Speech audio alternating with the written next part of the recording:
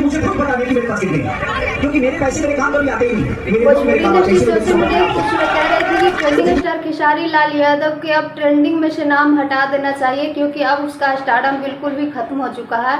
तो ये गलतफहमी, अपना दिमाग के वहम जो भी है उनको हटा दो, क्योंकि खेसारी लाल यादव का ये स्टारडम कभी भी खत्म नहीं होने वाला है। नमस्कार दोस्तों, राधे राधे। योग आप चले अच्छे होंगे, मस्त होंगे, स्वस्थ होंगे।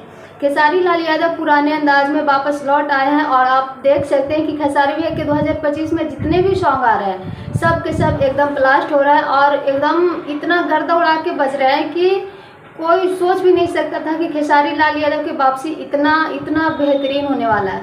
वैसे खेसारी भैया के जो भी बुराई करता हुआ ज़िंदगी भर बुराइयां ही करते रहेगा, क्योंकि खेसारी लाल यादव मेहनत करना जानता है, दूसरों के बात पे ध्यान कभी नहीं देते, क्योंकि खेसारी भैया जानते हैं कि जो बात बनाता है वो बस बातें ही बनाते रहता है ज़िंदगी भर, और मुझे बस काम करना और मैं बस अपना काम पे मेहनत पे विश्वास रखता हूँ।